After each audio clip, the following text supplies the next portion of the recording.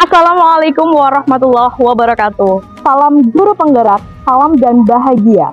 Bapak guru hebat, perkenalkan nama saya Nanda Kurniawati, calon guru penggerak angkatan 11 Kabupaten Klaten, dan saya mewakili SD IPK Muhammadiyah Delanggu. Pada kali ini, di video kali ini saya akan memberikan diseminasi budaya positif di lingkungan sekolah saya, yaitu di SD IPK Muhammadiyah Delanggu. Bagaimana keseruan saya beserta Bapak Ibu guru hebat di SD IPK Muhammadiyah Delanggu dalam kegiatan diseminasi budaya positif? Check this out the video.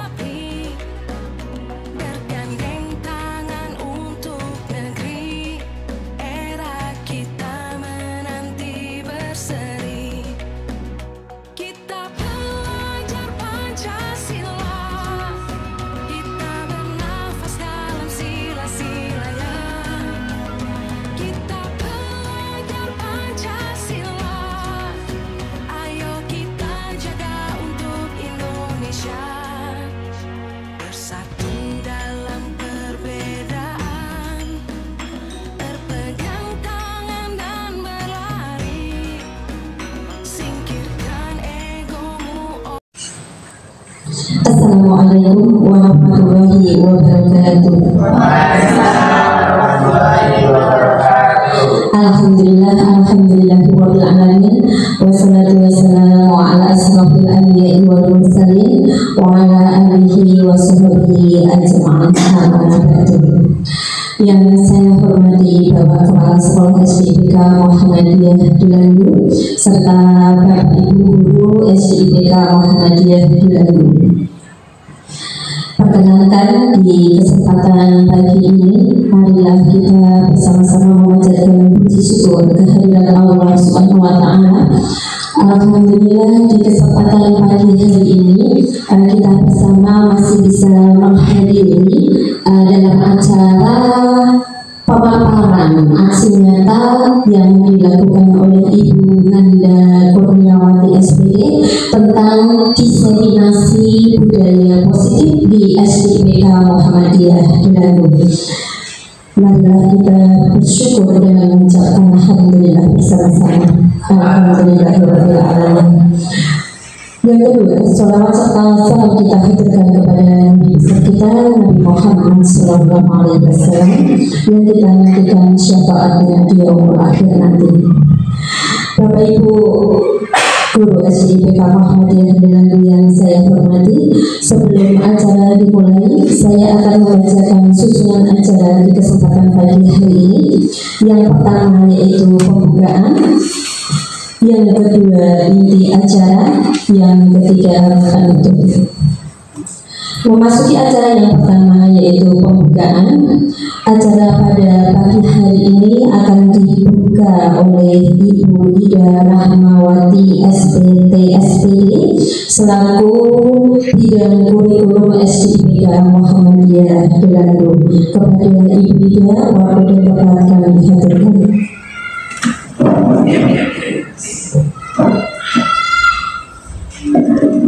Bismillahirrahmanirrahim. Assalamualaikum warahmatullahi wabarakatuh. Yang kami hormati Bapak Ibu SD IPK Muhammadiyah Delanggu, yang kami hormati khususnya Ibu Nanda Kurniawati SPD CGP Angkatan 11 Kabupaten Klaten. Pertama-tama, marilah kita selalu memanjatkan puji-puji syukur kehadirat Allah Subhanahu wa Ta'ala karena atas nikmatnya, nikmat sehat, nikmat sempat pada pagi siang hari ini kita semua bisa berkumpul dalam kegiatan aksi nyata diseminasi budaya positif dari beliau Ibu Nanda Kurniawati SPD dalam keadaan sehat walafiat tanpa kekurangan suatu apapun. Amin Allahumma amin. Yang kedua, salam serta sholawat kepada junjungan Nabi besar kita Nabi Muhammad SAW, yang mana sebagai uswatun hasanah kita, sebagai tauladan kita dalam menjalani kehidupan kita, dan kita tunggu syafaatnya besok di yaumil akhir. Bapak Ibu guru SDPK Muhammadiyah Delagu, sebelumnya saya mohon maaf karena saya harus berdiri di sini untuk mewakili Bapak Kepala Sekolah, Bapak Menteri SPD, yang mana pada hari ini beliau berhalangan hadir karena ada sesuatu tugas dinas, ya, mohon izinnya. Kemudian pada kesempatan ini adalah kesempatan kita bersama untuk belajar bersama, untuk menggali ilmu bersama, di mana nanti kita akan mendengarkan yang dipaparkan Ibu Nanda tentang diseminasi budaya positif. Ya, alhamdulillah sudah sampai modul 1.4 Ibu Nanda. Mudah-mudahan apa yang disampaikan Bu Nanda bisa kita ambil manfaatnya dan bisa kita terapkan di kelas masing-masing, dan pada lingkup yang lebih luas adalah di sekolah kita SDIPK Muhammadiyah Delagu. Bapak Ibu semuanya, selamat menyaksikan tentang gaya positif. Demikian sambutan ataupun sekaligus pembukaan aksi nyata diseminasi budaya positif modul 1.4 oleh Ibu Nanda Kurniawati SPD, SDIPK Muhammadiyah Delagu, JIP Angkatan 11 Kabupaten Klaten. Kita buka dengan bacaan basmalah bersama-sama. Bismillahirrahmanirrahim. Semoga dengan bacaan basmalah kita bisa mendapatkan ilmu yang bermanfaat dan bisa berguna untuk kita dan anak didik kita semuanya. Amin Allahumma amin. Selanjutnya tetap semangat kita mencari ilmu, dan mohon maaf apabila saya dalam perkataan banyak kekeliruannya, mohon dimaafkan. Akhirul kalam, wassalamualaikum warahmatullahi wabarakatuh.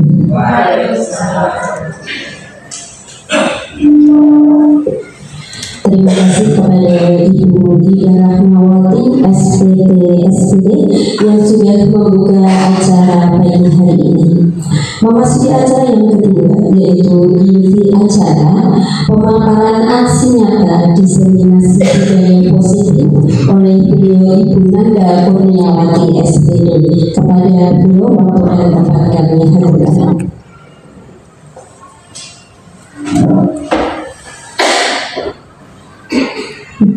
Assalamualaikum warahmatullahi wabarakatuh. Alhamdulillah, sebelumnya kami mengucapkan terima kasih yang sebesar-besarnya, terlebih untuk sekolah yang sudah mendukung saya pada kegiatan program pendidikan guru penggerak angkatan 11 ini. Kemudian kami ucapkan juga terima kasih sebesar-besarnya kepada Bapak Kepala Sekolah dan juga Bapak Ibu guru seluruhnya yang sudah mendukung saya. Tentu saja dukungan support dan pada hari ini merupakan dukungan realnya kepada saya. Alhamdulillah Bapak Ibu berkenan menghadiri undangan saya, yaitu tentang praktik baik saya, yaitu aksi nyata diseminasi budaya positif, yang mana kegiatan ini merupakan tugas saya yang harus saya tunaikan karena salah satu tugas wajib yang nanti saya upload di aplikasi Guru Penggerak. Saya mengucapkan terima kasih yang sebesar-besarnya Bapak Ibu sampun keroyo-royo, Bapak Ibu sampun meluangkan waktunya pada hari ini untuk menghadiri kegiatan saya. Tidak bisa membalas lain ya selain nanti semoga Allah yang membalas kebaikan yang sudah Bapak Ibu lakukan pada hari ini. Amin. Kami ceritakan sedikit kalau kemarin yang sudah mengikuti presentasi saya di awal, yang hari ini mungkin teman-teman juga, kalau yang kemarin guru-guru saya yang hari ini hadir, yang berkesempatan kemarin hadir, panjenengan juga salah satu motivator, inspirasi saya. Mungkin saya berdiri di sini bukan berarti saya lebih hebat dari Bapak Ibu semuanya. Mungkin waktu yang berkata saya lebih duluan di sini. Mungkin one day Bapak Ibu juga bisa seperti saya di depan atau seperti Bapak Ibu yang sudah merasakannya. Saya mengucapkan terima kasih teman-teman yang hari ini datang. Kemudian saya ingin menyampaikan bahwa kegiatan guru penggerak ini tidak hanya memberikan privilege atau keuntungan secara pribadi kepada saya. Jadi saya sampaikan bahwa ini saya mengangkat, membawa nama sekolah, membawa nama kepala sekolah dan juga instansi. Mungkin di Kecamatan Bilanggu angkatan 11 ini ada anggota ibu. Sepertinya nggak ada, makanya saya di Kecamatan Bilanggu ketika di Klaten itu sendiri. Artinya saya mengenalkan SDIPK ini di Klaten, kemudian saya membawa nama SDIPK juga di BPGP Jawa Tengah, Balai Besar Guru Penggerak Jawa Tengah, dan juga di mata nasional di Indonesia begitu. Artinya apa yang saya kerjakan, apa yang saya lakukan saat ini semata-mata bukan atas nama pribadi saya membawa nama sekolah. Maka dari itu dukungan support dari Bapak Ibu semuanya begitu saya harapkan. Begitu. Sebelum memulai acara pada hari ini, saya ingin mengajak Bapak Ibu untuk kita ice breaking dulu. Bapak Ibu semuanya masih semangat? Semangat dong. Bapak Ibu semangat? Semangat. Oke. Saya mau ngajak ice breaking dulu. Nanti Bu Dina bisa mimpi. Boleh?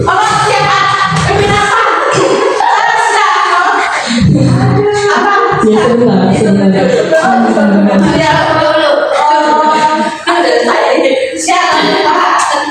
Kita melatih motorik kita semuanya. Ya, sudah kenal lagunya, kita sudah, Bapak Ibu semuanya sudah.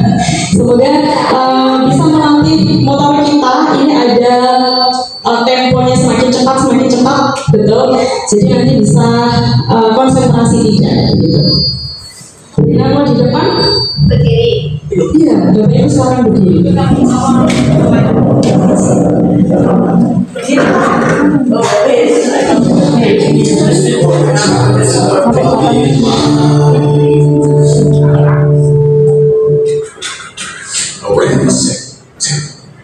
CD Action Fun Dance by The Learning Station.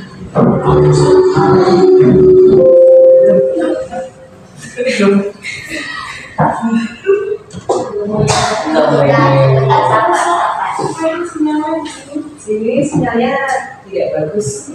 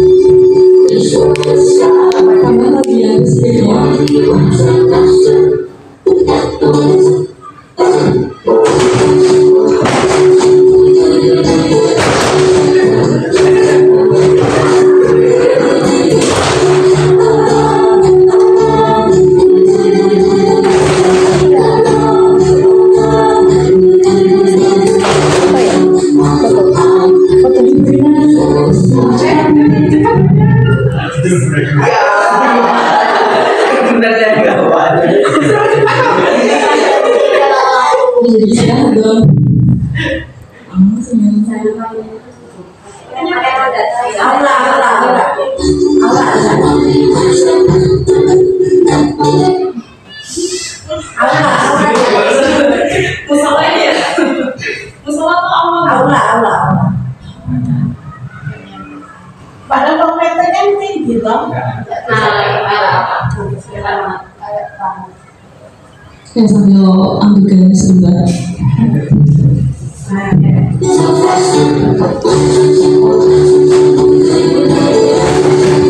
Tambah lagi bunyinya.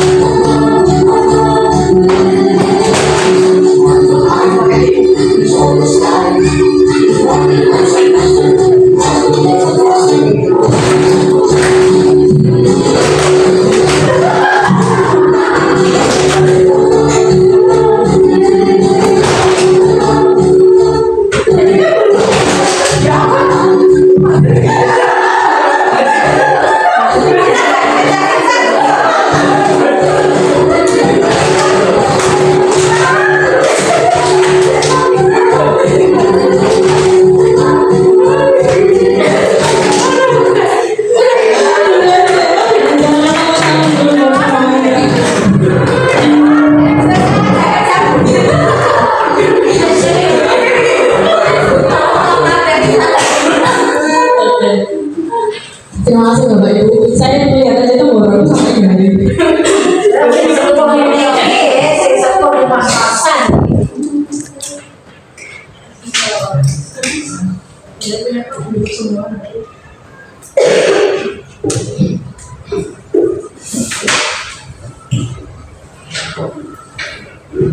Jadi Bapak Ibu, kita lanjutkan untuk presentasi saya.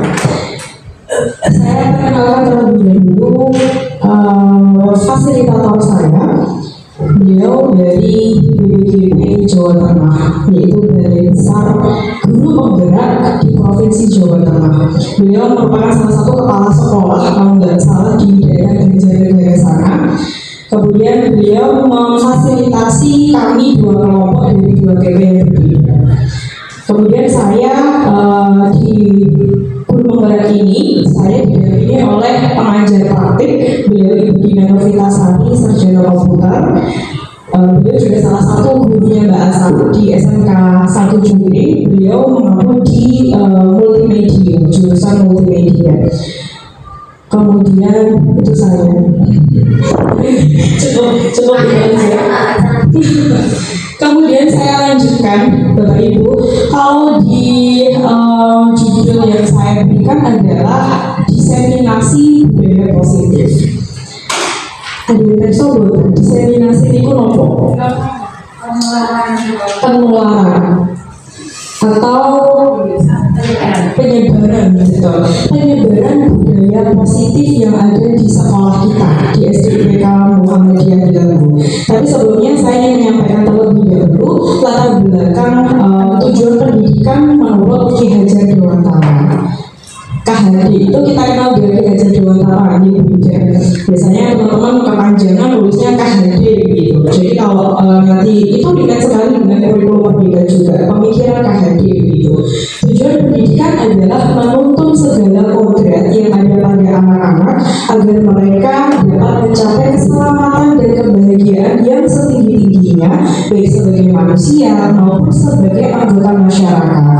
Oleh sebab itu, pendidik hanya dapat menuntun, itu yang perlu ditebarkan atau digarisbawahi, tumbuh atau hidupnya kekuatan kodrat yang ada pada anak-anak agar dapat memperbaiki lakunya hidup dan tumbuhnya kekuatan kodrat anak. Bapak Ibu, kodrat anak itu ada dua. adalah kodrat. Kodrat dalam peserta didik itu ada dua, yaitu kodrat alam dan satunya adalah kodrat zaman. Jadi kodrat alamnya anak itu apa? Kodrat alam anak itu apa? Kodrat alam anak itu atau kodrat anak itu yang meletakkan anak itu sukanya apa sih? Bermain. Jadi kodrat alam anak itu ya bermain begitu.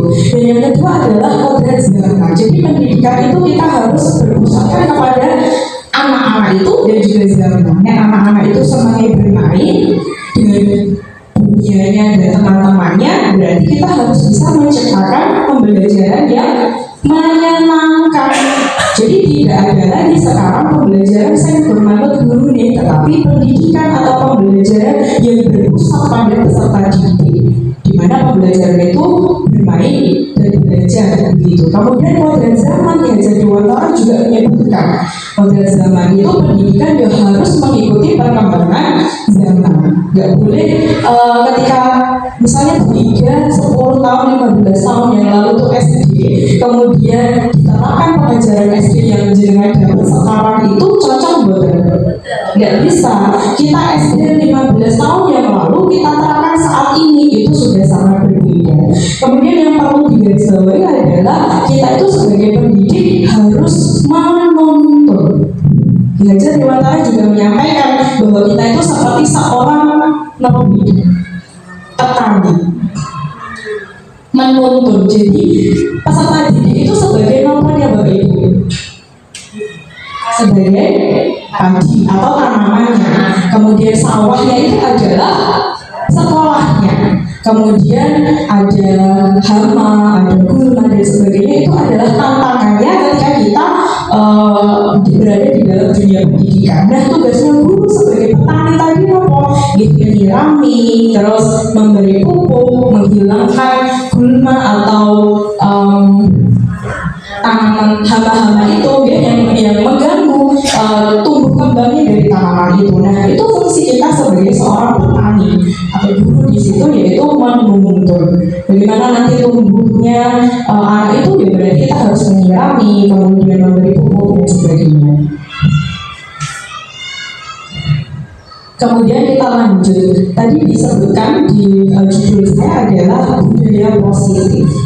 Budaya positif di sekolah yaitu nilai dan kebiasaan di sekolah yang berpihak pada murid agar mereka dapat berkembang menjadi pribadi yang kritis, penuh hormat dan bertanggung jawab sesuai profil pelajar Pancasila. Ada berapa dimensi profil pelajar Pancasila, Bapak Ibu? Ada. Nah, kita bernyanyi lagi yuk.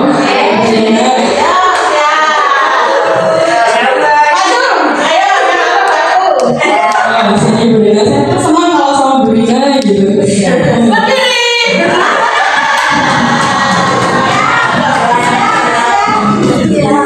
Bu Dina mau pegang mic atau Bu Dina gerakannya? Dia oke. 2 kali ya Bu Dina.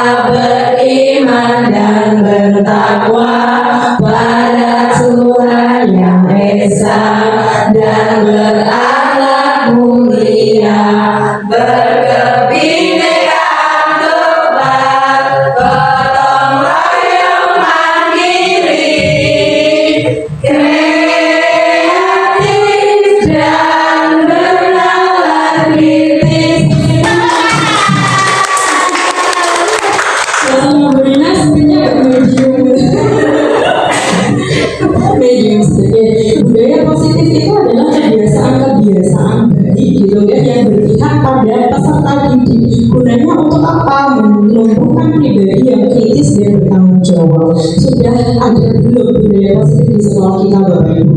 Sudah. Apa saja? Kesepakatan kelas. Kesepakatan kelas, oke. Ada budaya 5S. Apa mawon itu? Sopan, santun. Ada lagi sebenarnya ada 7S nih. Yang dua lagi apa? Saling.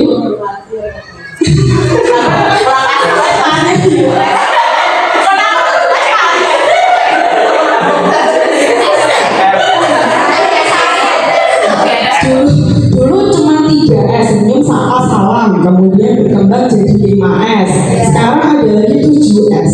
Kelasnya sih saya sudah menerapkan 7S. Saya baru 5S. Ada 7S, yaitu diawali dari 5S, senyum, sapa, salam, sopan, santun itu sudah kita terapkan setiap hari. Itu juga salah satu budaya positif Bapak Ibu. Kemudian apa lagi? Salim, betul. Membiasakan anak-anak ketika bertemu dengan orang yang lebih tua untuk salim, gitu. Terus ada lagi betul yang budaya positif lainnya. Membuang sampah pada tempat sampah. Terus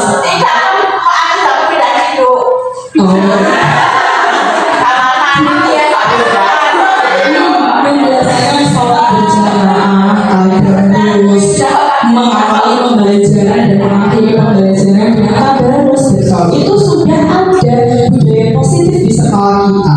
Sudah sesuai dengan dimensi profil pelajar Pancasila belum? Sudah. Kemudian, nah ini yang akan saya sampaikan nanti ada berapa poin, Bu Dina? Ada 7 poin ya. Yang pertama, perubahan paradigma belajar, disiplin positif, kebutuhan dasar manusia, motivasi perilaku manusia, posisi kontrol guru, keyakinan kelas, dan segitiga restitusi. Bapak Ibu semuanya sudah pernah mendengar topik-topik yang beda lebih duluan. Jadi kemarin waktu bikin ini kan kita pakai Zoom itu. Pasti betul. Ya, yang pertama tadi disebutkan perubahan paradigma belajar. Pembelajaran dengan paradigma baru merupakan pembelajaran yang dirancang berdasarkan prinsip pembelajaran berdiferensiasi sehingga peserta didik belajar sesuai kebutuhan berdasarkan teori perkembangan sesuai psikologis untuk mewujudkan profil pelajar Pancasila. Intinya semuanya muaranya kepada profil pelajar Pancasila. Ada tanda kutip di situ, pembelajaran berdiferensiasi. Sudah diterapkan belum Bapak Ibu? Sama sudah. Dari kata different itu apa biji? Berbeda. Berarti pembelajaran yang berbeda. Mantan ya, secara diartikan secara bahasa kan begitu. Pembelajaran yang berbeda. Berbedanya apa? Perlakuan guru terhadap muridnya berdasarkan minatnya, betul. Terus gaya belajarnya dan juga profil belajar atau gaya belajar itu berbeda-beda. Betul Brina? Yes. Gak bisa kita masak ikan itu berenang kok terbang. Ya. Gak bisa. Itu mustahil kan gitu. Jadi ketika anak punya kemampuan yang berbeda, ojo anak itu disalahin, tetapi gurunya yang harus mengikuti anak ini minatnya apa, gaya belajarnya apa, senangnya mendengarkan, apa nonton, apa kan karo payon gitu. Itu guru yang harus mengetahui, jangan sampai nilai anak kita salah sedikit tapi sedikit anak. Kita nggak mau introspeksi, berarti kita belum menerapkan pembelajaran berdiferensiasi. Gitu ya. Kemudian, nah ini yang sering menjadi miskonsepsi atau salah paham tentang teori kontrol. Ilusi guru mengontrol murid. Masih boleh sekarang. Saya kontrol guru nih terus. Nggak boleh ini, kamu harus ini, harus itu. Masih seperti itu. Masih. Kemudian ilusi bahwa semua penguatan positif dan efektif dan bermanfaat. Emosi bahwa kritik dan membuat orang merasa bersalah dapat menguatkan karakter. Nah, ini yang perlu digarisbawahi, bahwa anak itu kalau melakukan kesalahan, apa yang kita lakukan? Nyalah hese mestinya. Mesti nyalah hese. Ya betul. Mesti disalah hese. Gak mau kita cross check dulu. Mesti salahnya seperti itu. Pernah nggak seperti itu? Pernah, dan sering saya juga seperti itu. Karena itu malah justru merasa bersalah dapat menguatkan karakter. Tapi karakter yang dia merasa gagal, aku salah, disalahin seperti itu. Nanti kita pelajari di sini dari restitusi. Kemudian emosi bahwa orang dewasa memiliki hak untuk memaksa. Ini yang saya sampaikan tadi. Boleh tidak? Mentang-mentang kita buru-buru berkuasa naik kelas terus kita maksa anak-anak. Buringan di mesin. Nah, agak gampang boleh seperti itu, tidak boleh memaksa. Kemudian yang selanjutnya adalah ini, stimulus respon kemudian ke kontrol. Realita, kebutuhan kita sama, tapi ternyata teori kontrolnya kebutuhan kita berbeda. Setiap anak punya kebutuhan yang berbeda-beda. Kemudian semua orang melihat hal yang sama, padahal setiap orang memiliki gambaran berbeda. Misal di dalam kelas, jenengan ketika perintah menggambar, silahkan gambar dengan tema luar angkasa. Kalau kita sebagai melihat hal yang sama, seorang yang melihat hal yang sama mesti perintah begini, silahkan gambar luar angkasa, ya gambar astronot yang ada di luar angkasa. Padahal setiap orang memiliki gambaran yang berbeda di luar angkasa itu. Betul? Di luar angkasa ada apa saja? Planet, ada galaksi, astronot, ada meteor dan sebagainya, bintang, bulan dan sebagainya. Tapi ketika kita ngasih instruksi, terkadang kita seperti mematahkan imajinasi anak. Gambar astronot, nah, padahal mereka inginnya aku mau bikin galaksi, aku pengen gambar meteor dan sebagainya. Nah, sekarang paradigma kita diubah. Silahkan menggambar terserah apa saja yang ada di luar angkasa. Temanya masih luar angkasa. Kemudian kita mencoba mengubah orang agar berpandangan sama dengan kita itu tadi sama. Perilaku buruk dilihat sebagai suatu kesalahan. Nah, itu yang sering kita lakukan. Padahal setiap orang ketika melakukan kesalahan dia punya alasan atau tujuan. Kemudian orang lain bisa mengontrol saya. Sekarang saat ini yang bisa mengontrol diri itu kita. Kemudian saya bisa mengontrol orang lain, Anda tidak bisa mengontrol orang lain. Memaksa pada saat bujukan, pemaksaan adalah bujukan yang gagal. Nah, yang terakhir ini yang paling penting, model berpikirnya menang atau kalah. Kalau paradigma barunya sekarang berpikirannya apa? Menang, menang, dan menang gitu. Kemudian yang selanjutnya adalah makna disiplin. Saya pengen tanya dulu, Bu Maria aja. Disiplin menurut Bu Maria itu apa? Disiplin atau sesuai aturan? Atau sesuai aturan. Kalau dari KBBI, disiplin adalah Peraturan yang terus menerus. peraturan yang terus menerus sesuai Konten. Oke, kalau ini berasal dari bahasa Latin, artinya disiplina yang artinya belajar. Disiplin membuat orang menggali potensinya menuju sebuah tujuan apa yang dia hargai. Namun yang ada di dalam budaya kita itu makna kata disiplin telah berubah menjadi sesuatu yang dilakukan seseorang pada orang lain untuk mendapatkan kepatuhan tadi.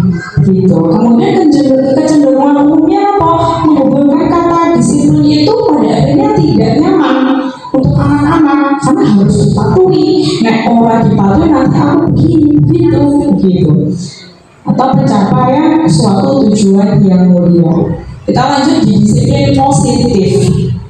Kalau disiplin positif itu adalah kemampuan memerintah diri sendiri dalam mengontrol dan menguasai diri untuk memilih tindakan yang mengacu pada nilai-nilai yang kita hargai dengan penuh tanggung jawab. Ini yang penting, tanpa terperintah orang lain.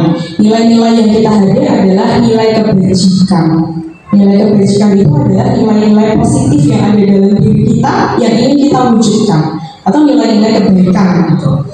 Tujuannya apa lagi? Untuk mencapai atau ya tadi, untuk mencapai nilai-nilai dalam profil pelajar Pancasila. Intinya semuanya, tujuan pendidikan, tujuan disiplin positif itu muaranya kepada profil pelajar Pancasila. Nah, ini kita lanjut, kebutuhan dasar manusia. Jadi di dalam lingkaran yang saya buat itu ada berapa? Biasanya tengah gitu. Ada 5 kebutuhan dasar manusia. Yang pertama ada survival. Apa itu survival? Bertahan hidup. Kemudian ada cinta kasih, diterima, penguasaan, kebebasan, kesenangan. Survival manusia atau peserta didik itu punya kebutuhan itu, bertahan hidup. Dia sifatnya fisiologis, makan, kemudian apa lagi? Minum, tidur, istirahat, kemudian cinta kasih. Bapak Ibu, dalam diri Bapak Ibu ada cinta kasih tidak? Ada perasaan, ada hati nggak di dalam hati Bapak Ibu?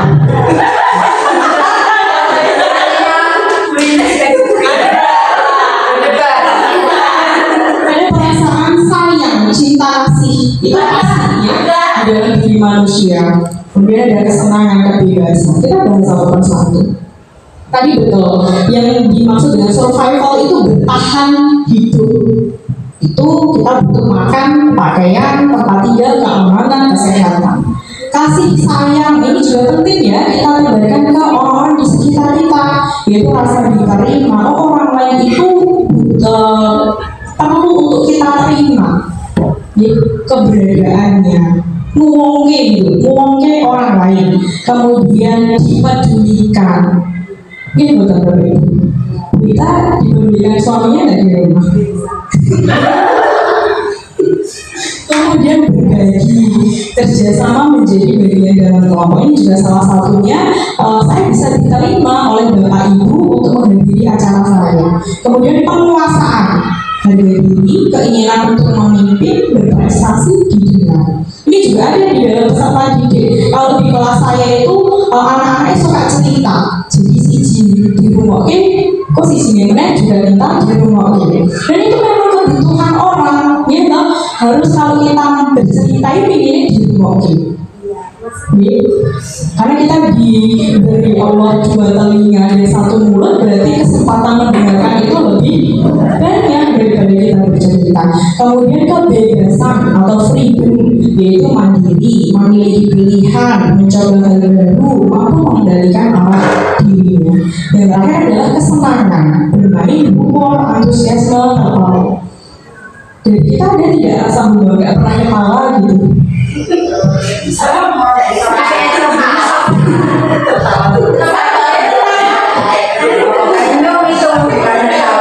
Itu senyum ya, senyum sama ketawa beda. Tapi ada di dalam poin antusiasme. Jadi kita nek wong bercerita ya lagi antusias, apa yang orang lain kerjakan, apa yang orang lain lakukan, kita antusias. Maksudnya, ada gas gitu ya, cuek, acuh, tak acuh gitu. Nah ini, saya pengen Pak bisa deh, dibaca Pak. Coba.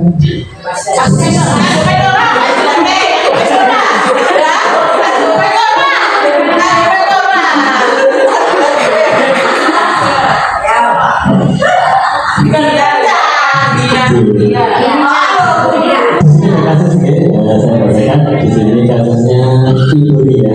Itu seorang guru kelas 6 di SD Permai sedang bingung menghadapi ulah salah satu murid di kelas bernama Agus.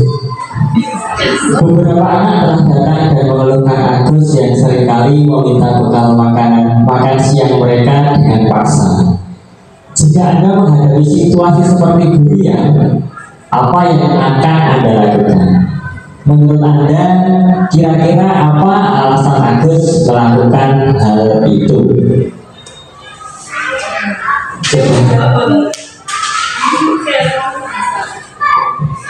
Ada yang membantu menjawab. Kira-kira setiap anak itu nggak mungkin. Jangan anak kita yang orang dewasa aja belum tentu kita bisa sempurna gitu. Pasti ada kesalahan-kesalahan, bahkan sekecil apapun kita pernah melakukan itu. Jangan kita dengan anak mestinya ini pernah melakukan kesalahan. Contoh Agus di situ kasusnya adalah dia sering meminta bekal makan siang teman-temannya. Kira-kira kalau kita analisis dari kebutuhan dasar manusia tadi, terpenuhi nggak 5 kebutuhan dasar yang di dalam kasus ini? Ada 5 apa enggak? Tidak ada. Oke, berarti kasus apa saja berbeda? Kebutuhan dasar yang pada saat itu diterapkan oleh makan ternak.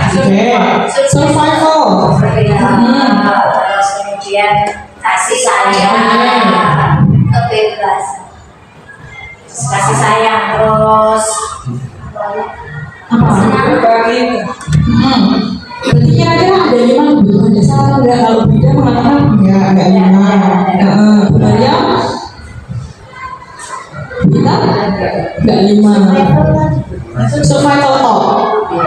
Survival dia cuma pengen bertahan hidup. Aku aman dari teman-teman gitu ya. kasih sayang,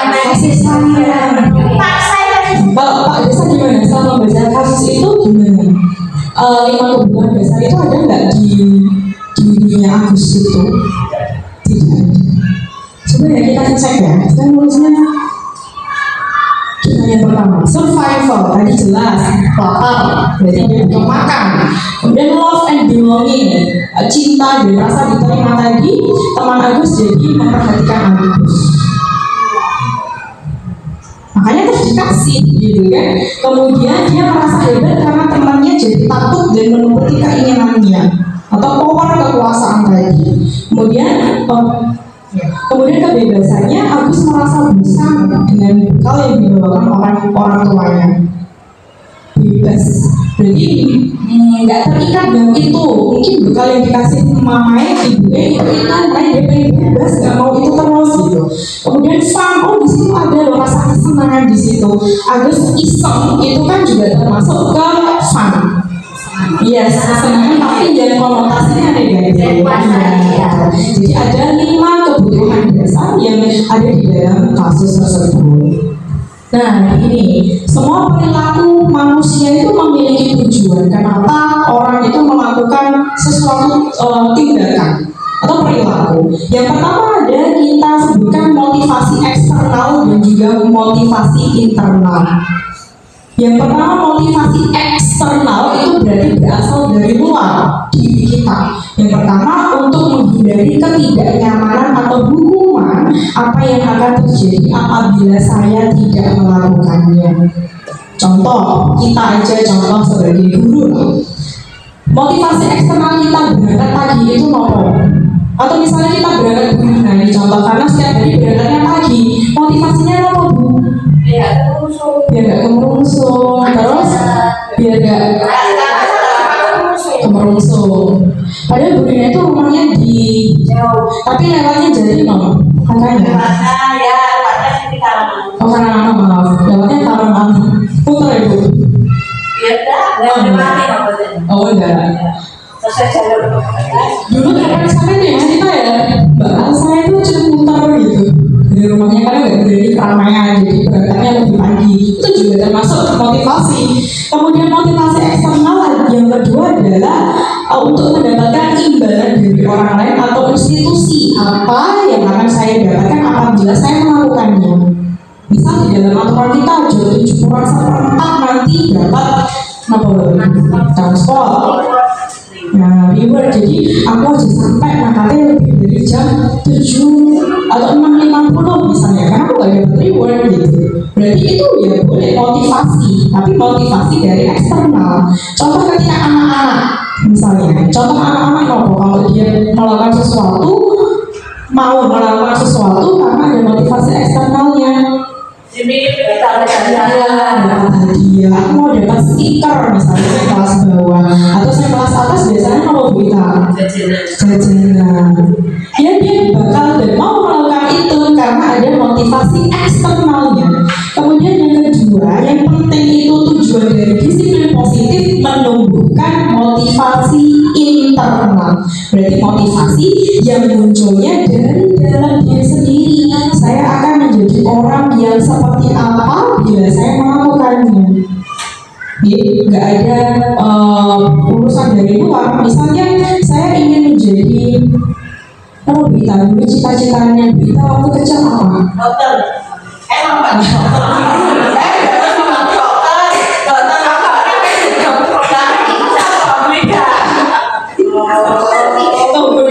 Cita-citanya juga jadi apa sih? Dia mau jadi astronot. Keluar angkasa. Nah, tujuannya apa waktu itu? Oh, pengen aja gak ada pasangan dari orang tua. Kamu loh, kamu berdua astronot bisa nabur, bisa kayak baju putih-putih.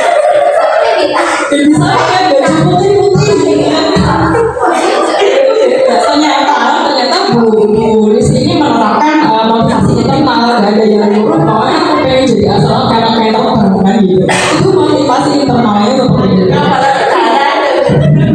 Jadi Bapak Ibu ada berapa jenis motivasi?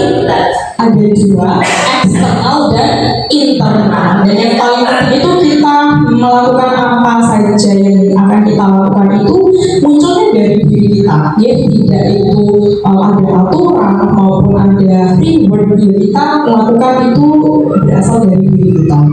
Mau berangkat pagi seperti Bu Rina, Masya Allah luar biasa. Aku oleh ribet terlalu ribet, pokoknya aku berangkatnya pagi.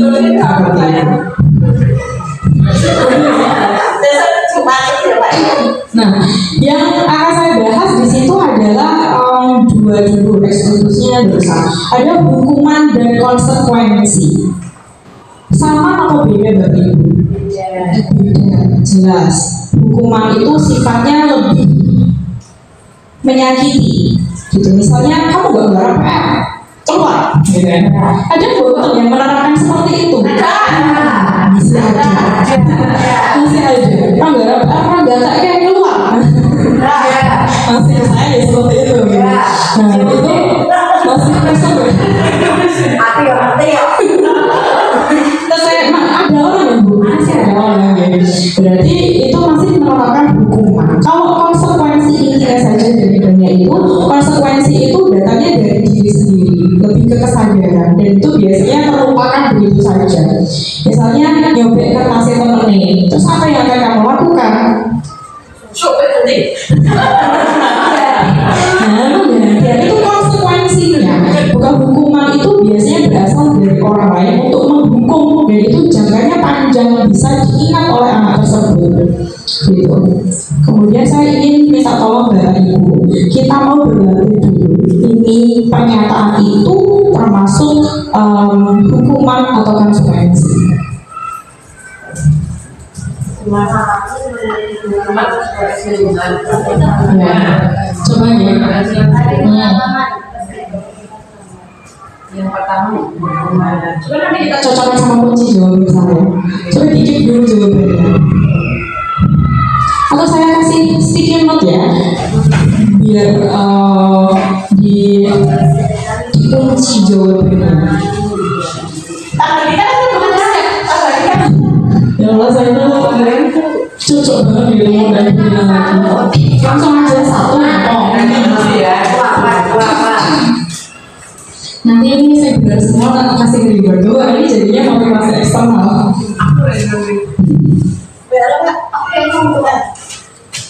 Tapi kita gerak ya, Pak. Oke.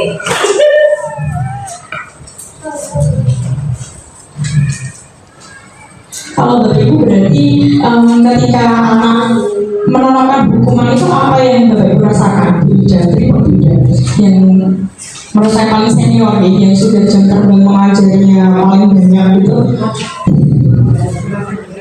Itu gimana? Menerapkan hukuman itu bisa verbal bisa secara lisan ngomongnya kasar itu ada yang hukuman itu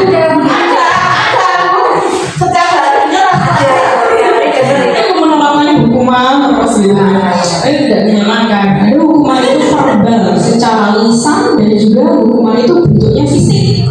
Push up 15 kali. Ada nggak kalau di sini fisik?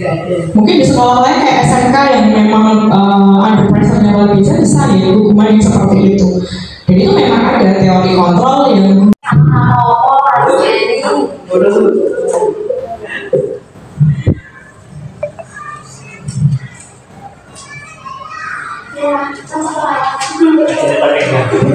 Oke, nomor 1 coba lari mengelilingi lapangan basket 2 kali karena terlambat hadir.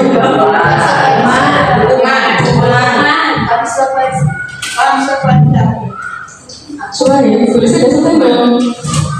Hukuman, betul. Nomor 2 membersihkan coretan.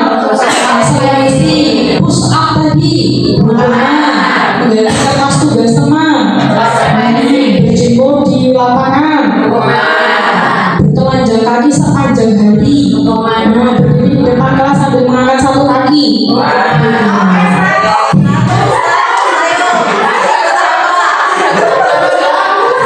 Luar biasa. Benar betul semua? Iya. Betul. Jadi kalau kalau Bapak Ibu cocok buat dengan menghukum murid seperti itu, hukuman secara fisik, cocok buat buat cocok.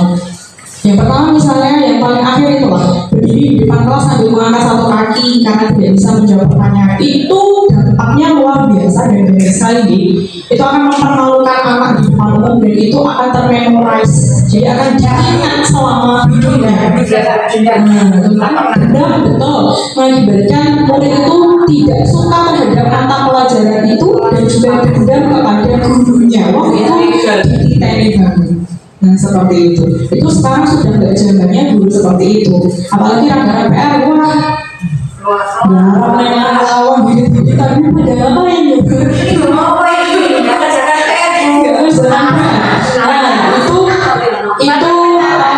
iya memotong jam atau hak mereka seharusnya mereka belajar tapi malah mereka nggak belajar. Nah itu juga tidak menyelesaikan masalah. Apa mereka yang garapin jodoh berjagoan belajar itu tidak menyelesaikan seperti itu Bapak Ibu. Nah ini yang mau saya sampaikan, ini juga penting tadi saya sampaikan bahwa posisi kontrol itu oleh seorang guru itu ada 5. Bisa saya ingatkan lagi ada guru itu sebagai penghukum, kemudian pembuat merasa bersalah, tapi guru itu juga bisa berperan sebagai seorang teman dan juga memantau dan juga manajer. Kira-kira nanti teori kontrol apa yang sudah kita terapkan atau kita menerapkan yang mana, dan yang paling baik teori kontrol untuk seorang guru itu yang mana? Kita cek di sini. Semoga bayinya aman.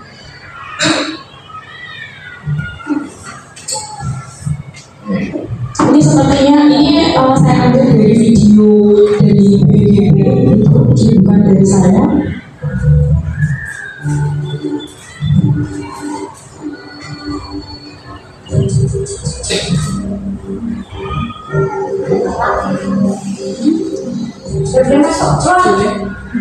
Lagi sama ini sini kamu.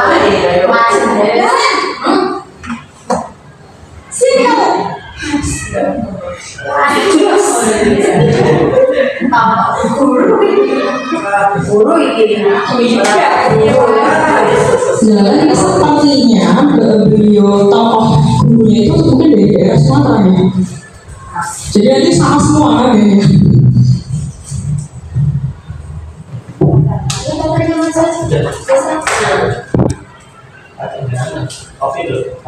Kopi aroma senja itu.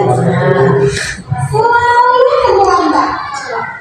Kamu deh, pasti terlambat. Aku, saya Apa? Apa coba? Alasan kamu apa lagi? Kapan sih kamu tidak terlambat? Malas sekali ya kamu jadi anak. saya Dasar pemalas. Gak kapok-kapok sih kamu. Sudah berapa kali berlalu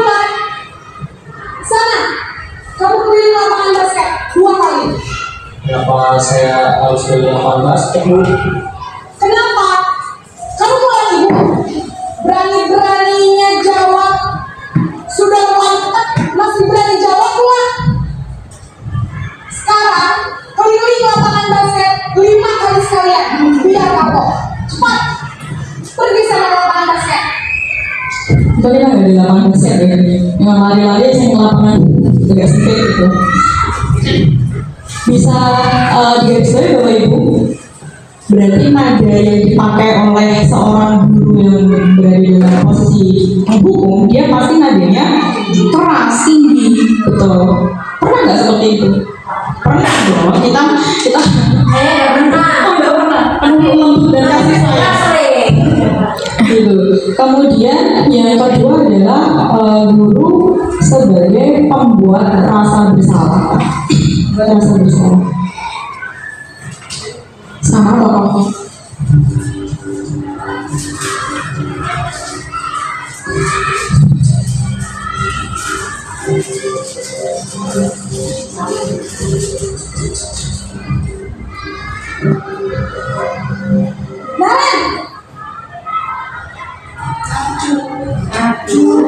Bangsa.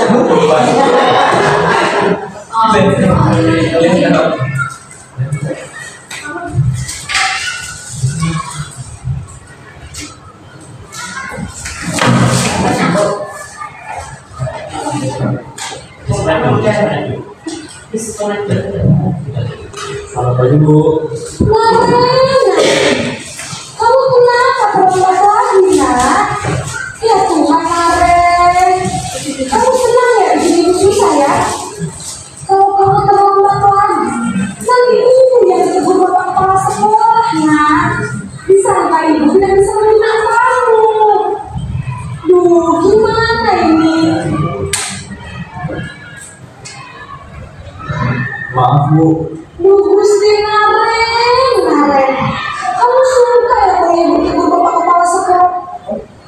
Intinya seperti itu ya, membuat rasa bersalah itu menyudutkan siswa, menyudutkan murid. Kamu gak kasihan gitu. Saya sering sih seperti itu.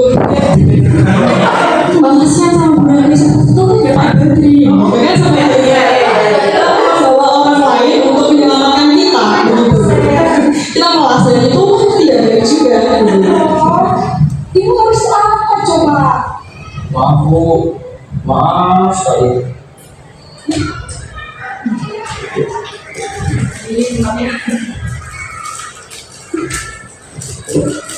Ya seperti itu. Tidak hanya dengan Pak Badri, saya sering membawa orang tua. Pernah nggak?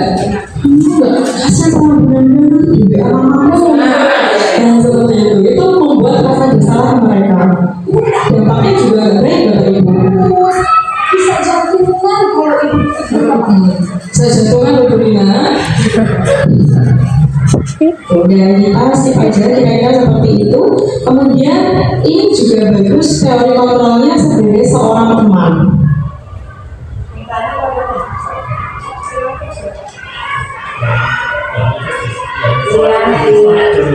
Jadi yang konek otomatis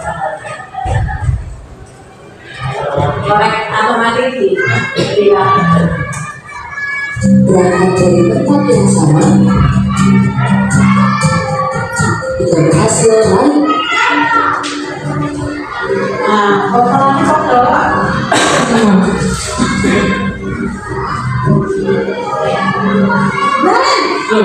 Itu kartu tadi.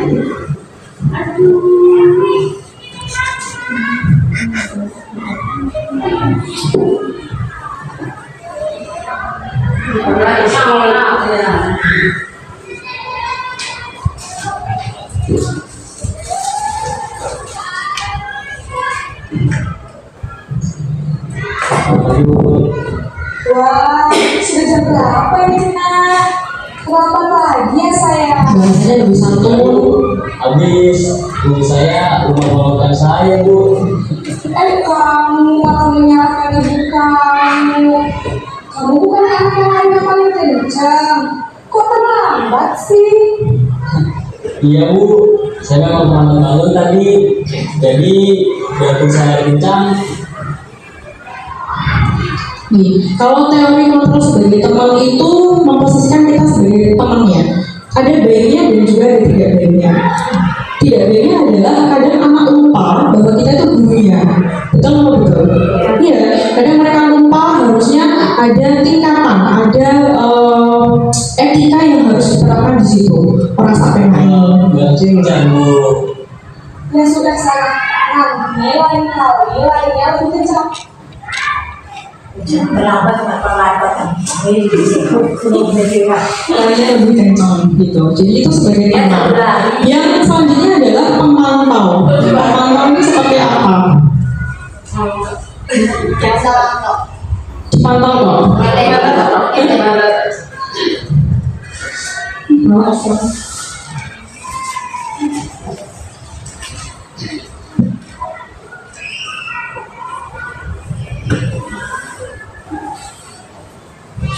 Sama, pertama dia panggil anaknya, suaranya adanya sama semua.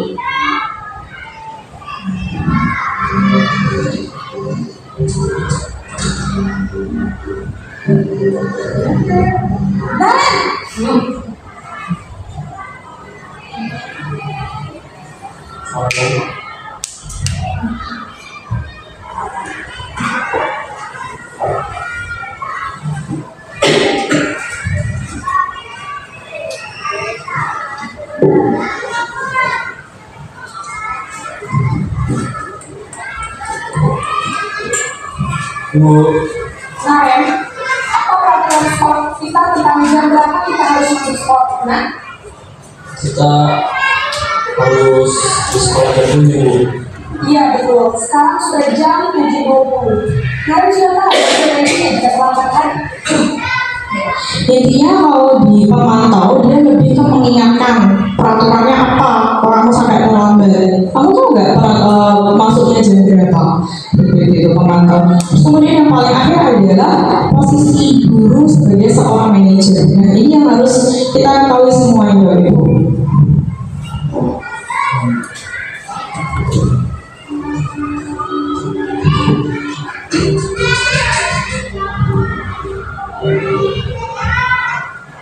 Ibu, Selamat pagi.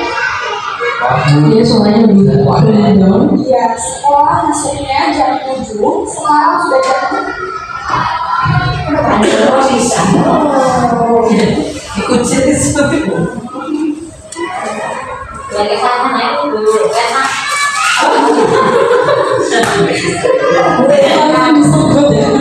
Ya tadi sekarang dari mana ini? selalu pas awal saya semalam. Baiklah. Kalau di posisi manajer itu dia bisa memberikan solusi di situ dan bahasa atau lebih menenangkan, kemudian intonasinya tidak tinggi begitu.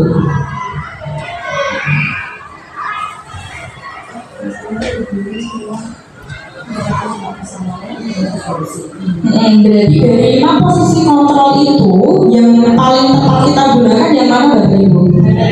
Manager gitu. Manager itu nanti bisa kita menciptakan murid atau peserta didik yang dia bertanggung jawab. Orang yang sekedar lesu-lesu secara verbal, kemudian ada hukuman secara fisik, tetapi di situ dia menciptakan peserta didik atau murid yang lebih bertanggung jawab. Begitu perbedaannya. Sampai di sini ada yang mau ditanyakan sebagai posisi seorang kontrol guru? Jelas ya, kalau ditanya pernah nggak melakukan itu? Ya pernah, tergantung situasi dan kondisi yang saat itu kita hadapi. Tetapi kalau kita seyogyanya, kita bisa menggunakan posisi manajer. Semarah-marahnya kita sebagai seorang guru ketika anak benar-benar melakukan kesalahan yang mungkin itu membuat kita marah sekali, kita bisa lebih mengontrol emosi kita, kemudian memberi solusi dengan intinya nadanya tidak dengan nada tinggi. Begitu. Nah ini tadi ciri-ciri penghukum. Ada yang sambil menunjuk juga kalau marah, berkaca pinggang, membentak. Nah itu tadi yang saya sampaikan, hukuman bisa verbal maupun fisik. Murid menjadi pendendam, tidak menyukai guru atau mata pelajaran itu, dan itu bahaya sekali. Makanya kalau saya baca dulu, saya dulu jadi siswa itu, kalau kenapa kok aku tuh raiso matematika, ternyata nggak suka sih sama gurunya galak, gurunya menegangkan dan sebagainya. Ketika kita mencintai atau menyukai guru kita, maka kita akan bisa lebih mudah menyerap pelajaran yang disampaikan. Kemudian membuat rasa bersalah tadi, suaranya lembut seperti keibuan, tetapi di situ menyalahkan dan menyudutkan anak.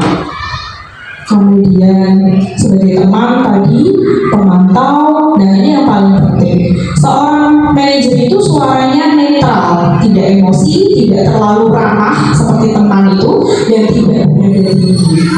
Kemudian guru akan dengan tulus mengajukan pertanyaan-pertanyaan bermakna agar membuka pikiran murid. Nah, ini yang paling penting adalah menumbuhkan budaya positif pada murid, yaitu murid yang disiplin, bertanggung jawab, dapat memecahkan masalah, mandiri, dan percaya diri.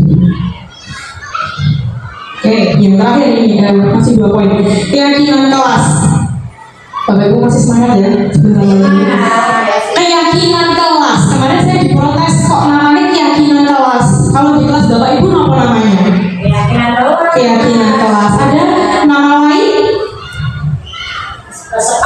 Kesepakatan kelas. Boleh keyakinan kelas atau kesepakatan kelas. Bukan keyakinan itu relate ke keimanan, beda maksudnya gitu. Jadi keyakinan itu adalah sesuatu yang ingin kita wujudkan, sesuatu yang kita yakini dan kita ingin wujudkan. Nah, kalau bukan peraturan kelas, bedanya apa? Bedanya apa Bapak Ibu? Kalau peraturan kelas itu sudah ada, atau peserta didik tidak diikutkan untuk membuat itu. Betul.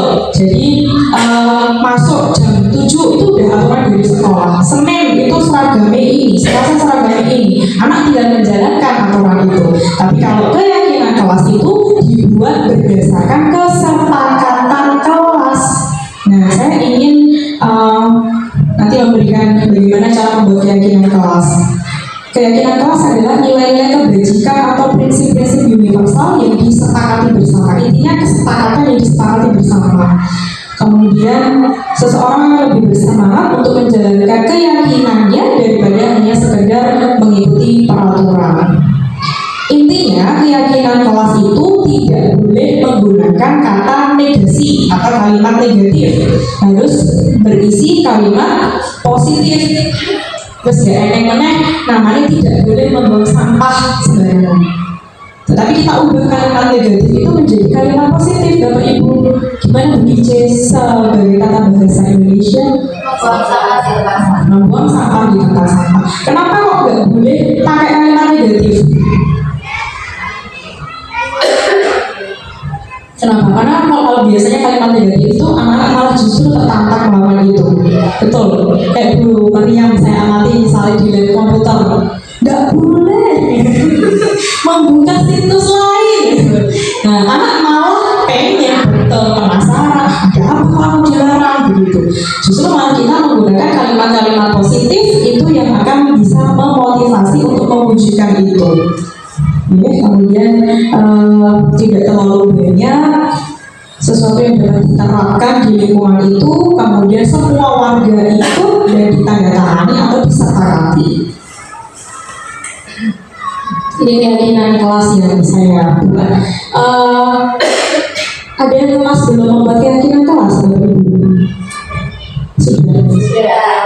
Kalau belum ya nggak apa-apa. Nanti bisa dibikin, biasanya dibikin di awal atau di tahun pelajaran baru. Nanti berita nanti bisa disampaikan ke Bapak Ibu guru yang lain. Di setiap kelas harusnya ada kesepakatan atau keyakinan kelas. Berbeda dengan tata tertib kelas. Nanti keyakinan atau kesepakatan kelas.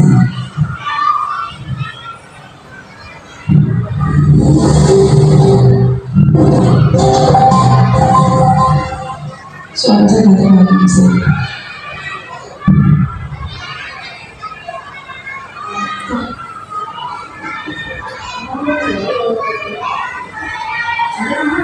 Jadi mau nggak mau.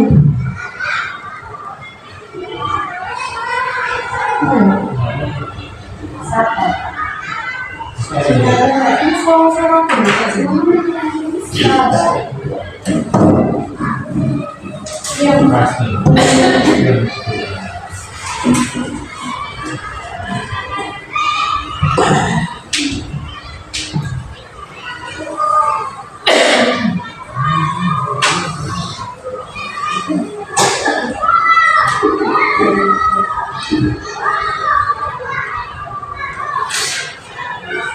Warahmatullahi wabarakatuh.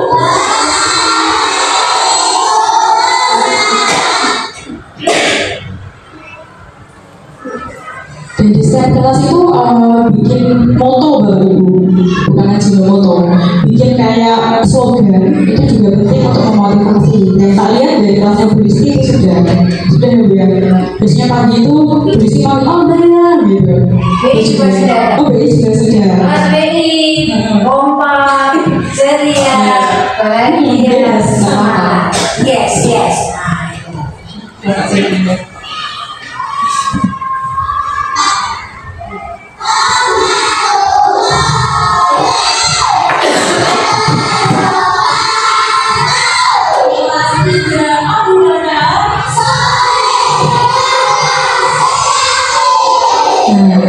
Ada yang belum membuat slogan seperti itu? Kelasnya baru sudah, sudah, Bu Rizky sudah, nanti Bu DJ ya? Ya. Kelas 6 BH apa gitu. Itu menunjukkan kenapa? Itu nanti bisa memotivasi.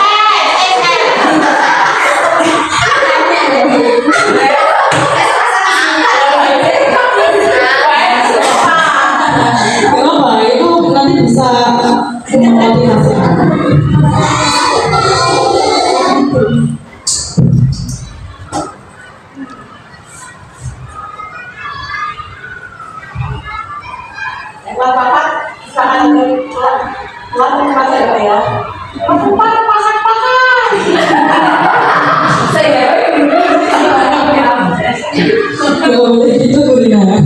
Jadi anak ditanya dulu. Jadi secara prosesnya anak ditanya dulu. Kita mau membuat kelas kita seperti apa gitu.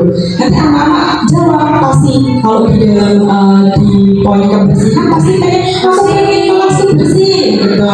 Oke, terus aku pengen nggak ada bullying. Jangan kalau pakai kalimat nggak ada atau jangan pakai kalimat tidak ada, tidak boleh gitu. Nah, berarti harus apa? Anak pasti jawab harus saling menyayangi. Nah, gitu. Itu sudah masuk dalam konteks bullying. Jadi nggak boleh membuli itu masuknya ke saling menyayangi, saling menghargai gitu. Kemudian misalnya membayar kas, rajin membayar kas. Nah, itu masuknya ke nilai kebajikan apa Bapak Ibu? Kalau membuang sampah pada tempatnya itu di kebersihan. Kalau tidak boleh membuli, maksudnya saling menyayangi, saling menghargai. Kalau rajin membayar uang kas, disiplin. Betul. Jadi disiplin itu kalau nanti di anak-anak ada banyak. Ya, ada disiplin masuk kelas, nggak boleh terlambat yang negatif itu tadi, rajin membayar kas, rajin mengerjakan PR, mendengarkan guru dan sebagainya. Ini seharusnya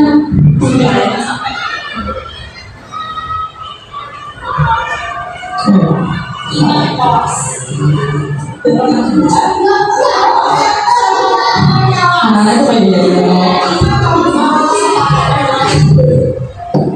nah itu tak sampaikan kesepakatan atau keyakinan berkelas itu berbeda dengan tata tertib. Nanti di tahun pelajaran baru disampaikan seperti itu.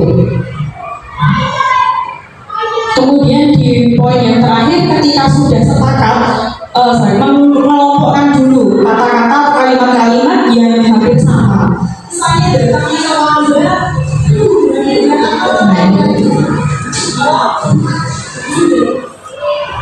terlambat berarti hubungannya dengan disiplin dan sebagainya. Yang paling penting di akhir dari kesepakatan kelas itu dikembalikan lagi ke anak-anak. Anak-anak apakah kesepakatan kelas ini akan kita sepakati? Gitu, anak-anak pasti jawabnya sepakat gitu. Terus nanti kalau biasanya kesepakatan atau keyakinan kelas itu lebih menumbuhkan rasa tanggung jawab karena dia yang membuat masuk ya kan dilanggar seperti itu. Yang terakhirnya adalah mereka harus menandatangani atau menyepakati kesepakatan yang sudah mereka buat. Kemudian ketika sudah jadi, nah terwujudlah keyakinan kelas saya seperti ini. Gitu, ujian nanti bisa dibikin ya mungkin kalau belum terlambat di semester 2 bisa.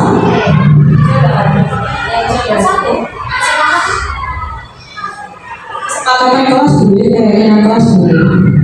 Sebentar Bapak Ibu, tinggal sedikit lagi. Yang terakhir adalah yang paling penting ini tadi segitiga restitusi. Segitiga restitusi itu apa? Nah, bentuknya adalah seperti ini. Segitiga itu mempunyai 3 sisi, 3 tahap. Yang pertama adalah menstabilkan identitas, validasi tindakan yang salah, dan menanyakan keyakinan. Ini adalah cara untuk berdialog kepada peserta didik atau kepada murid jika mereka melakukan sebuah kesalahan. Ternyata ada tahapannya ketika kita menggunakan segitiga restitusi.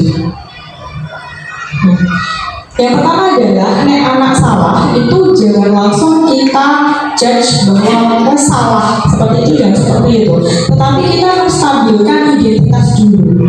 Contoh misalnya berbuat kesalahan itu hal yang wajar kok, berbuat salah itu adalah hal yang manusiawi. Jadi kita stabilkan, jangan sampai dia salah jadi identitasnya jadi salah. Kita bikin identitas salahnya dia itu menjadi identitas nggak apa dan berhasil gitu. Jadi melakukan kesalahan meskipun kita tidak menyadari bahwa boleh melakukan kesalahan, tapi melakukan kesalahan adalah hal yang wajar. Kemudian validasi tindakan yang salah, kita bertanya alasanmu apa melakukan itu. Kemudian yang tahap terakhirnya adalah menanyakan keyakinan. Yang kamu lakukan tadi melanggar keyakinan kelas kita tidak gitu. Anak pasti menjawab, iya Bu, apa keyakinan kelas yang kamu langgar? Menghormati dan menyayangi sesama teman. Misalnya kasusnya adalah marah-marah sama teman, itu adalah yang dia langgar. Ini juga ada contohnya yang saya buat, saya syuting gitu sama anak-anak, menanamkan praktek segitiga restitusi.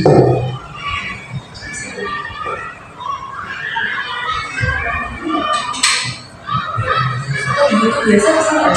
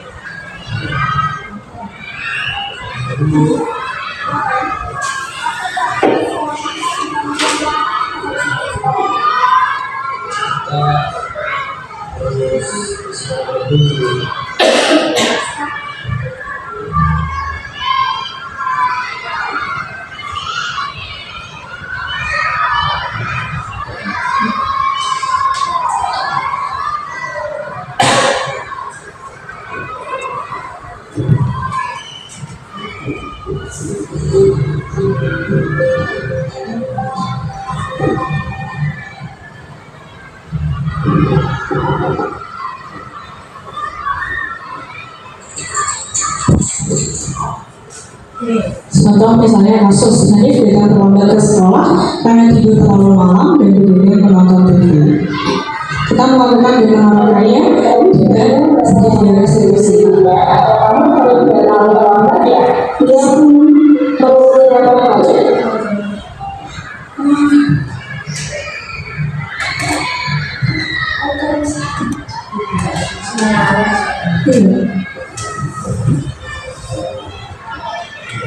Soalnya nggak tak simpan di ini Bu, kalau langsung tak upload. Beberapa kali kalau di sekolah, 2 kali saya mengalami kesalahan berbuat kesalahan itu wajar, manusiawi. Setiap orang pasti pernah berbuat kesalahan, termasuk budaya. Jadi kita bisa belajar dari kesalahan tersebut dan berusaha memperbaiki. Setujuannya setuju. Baiklah, jadi itu kita tahu.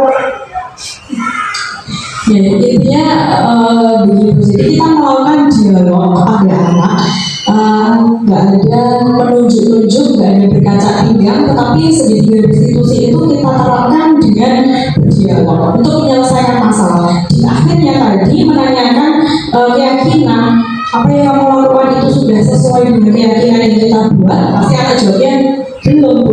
Gitu. Terus apa yang akan kamu lakukan kalau keyakinan kelas yang kamu langgar itu gitu? Dia akan bilang misalnya kalau tadi itu terlambat datang sekolah karena berbeda nonton TV, dia akan mencari solusi sendiri. Aku nggak akan akan begadang lagi atau tidur terlalu malam lagi, apakah tidur lebih awal dan sebagainya. Kemudian guru juga memvalidasi atau memberikan pernyataan balik. Baiklah Hanif, misalnya begitu. Nanti kalau kamu tidurnya lebih awal, Bunda akan berkomunikasi dengan orang tuamu supaya orang tuamu bisa mengontrol tidur atau jadwal tidur begitu.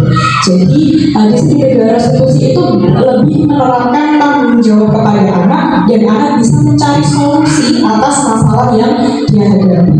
Jadi dalam rumah tangga bisa dilakukan ya, kalau ya bisa di mana aja ya. Artinya kita sebagai orang dewasa pun ketika kita melakukan kesalahan, ya kita menerapkan sebuah restitusi. Berarti Bu Ida di rumah harus ada keyakinannya dulu. Kesepakatan apa gitu. Sepakat. Gitu ya, berarti nanti bisa dicari solusinya seperti apa. Ya terakhir Bapak Ibu belum berakhir, kita saya minta Bapak Ibu minta tolong kita praktek terlebih dahulu. Di situ segitiga restitusi bagaimana menyelesaikan masalah.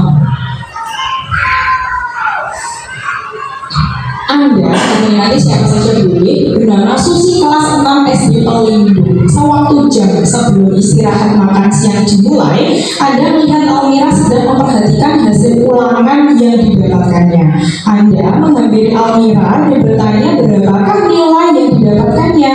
Almira menjawab mendapat nilai 60. Seketika Anda merasa senang dengan nilai 90 yang Anda dapatkan. Rasa senang itu Anda keluarkan dengan mengucapkan, nilai saya lebih bagus dari kamu. Kamu tidak belajar dengan benar sih. Belajar lebih keras lagi ya. Dengan nada menyindir. Almira yang menilai itu langsung tiba-tiba terlihat sedih dan terlihat mulai menangis. Anda langsung merasa bersalah, namun menyadari ada teman lain yang masuk ke dalam kelas. Anda memutuskan untuk keluar kelas. Bu Guru Rizky menghampiri Almira yang menangis di dalam kelas dan mengajaknya berbicara. Almira menangis karena diajak oleh Susi karena nilai ulangnya jelek. Bu Rizky merasa bahwa ada keyakinan kelas yang dilanggar oleh Susi. Sepulang sekolah, Bu Rizky mengajak Susi untuk berbicara. Jadi, berarti ada berapa tokoh Bapak Ibu? 3. Ada 3. Saya juga tolong silakan bertiga dari ibu-ibu boleh mempraktekkan. Ada yang berperan sebagai guru dan juga ada 2 orang murid. Ada dia nanti karakternya atau yang dilakukan, dia ada yang menangis.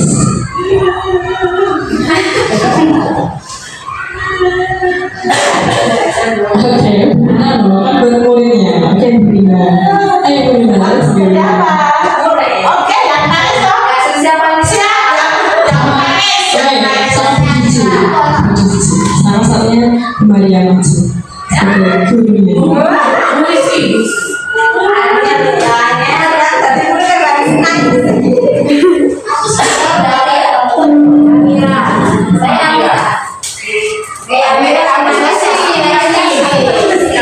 Gak usah baca ya, berarti terserah sudah pahami toh dengan versinya ibu-ibunya aja. Bagaimana nanti yang lebih jiwa ya, karena namanya sedih.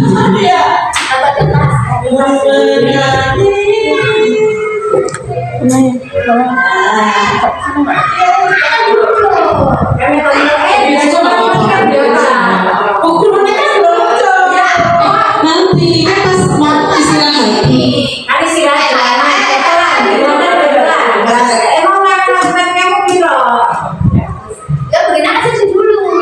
Ngapain?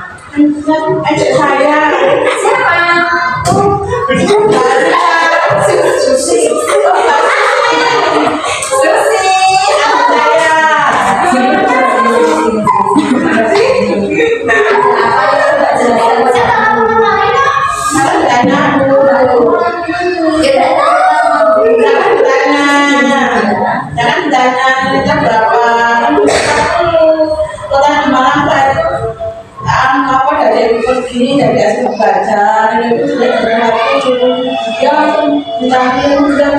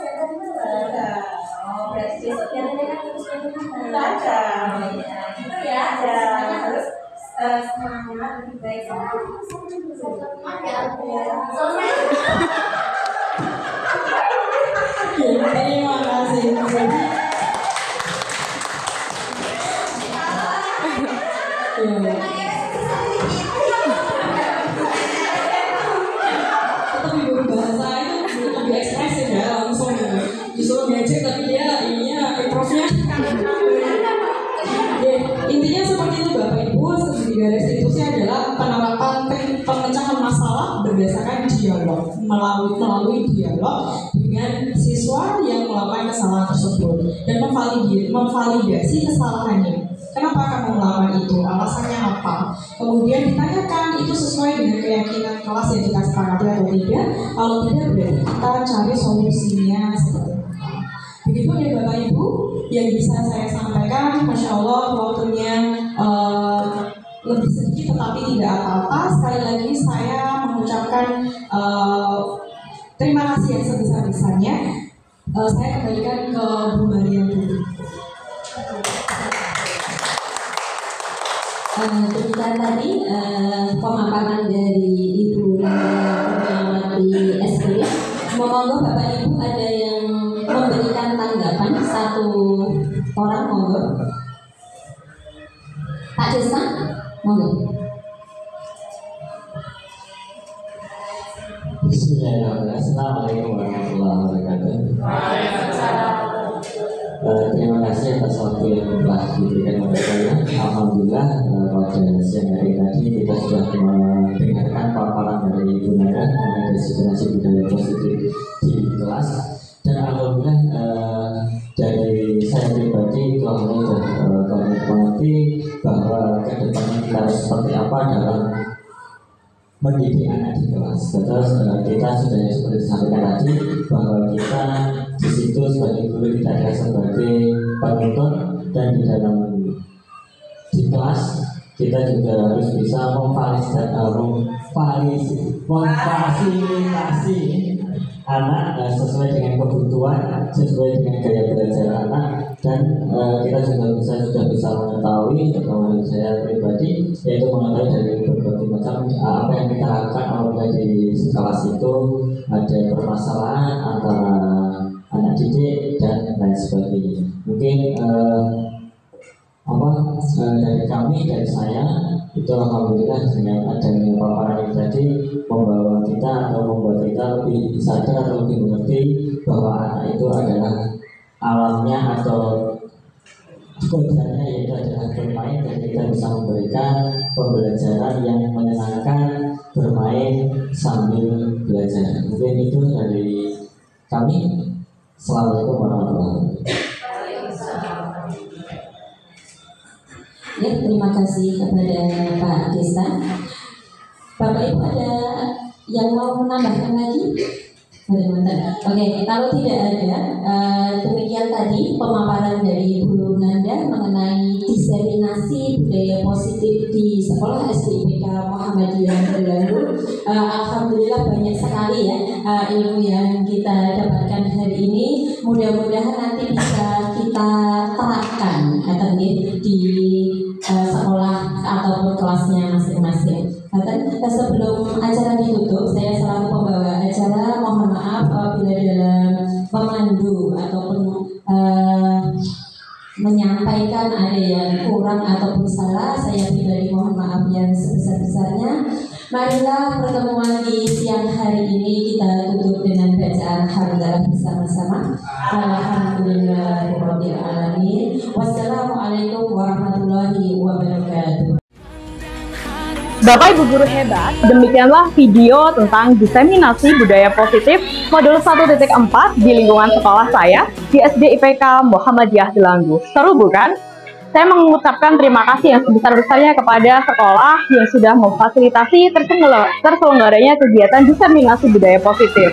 Saya juga mengucapkan yang sebesar-besarnya terima kasih kepada Bapak Kepala Sekolah dan juga Bapak Ibu guru hebat yang sudah memenuhi undangan saya untuk mengikuti kegiatan diseminasi budaya positif. Semoga kegiatan ini bermanfaat dan memberikan dampak positif kepada sekolah saya, yaitu SD IPK Muhammadiyah Delanggu. Demikian video kami buat, semoga bermanfaat. Salam guru penggerak, tergerak, bergerak, dan menggerakkan. Akhir kata, Assalamualaikum warahmatullahi wabarakatuh.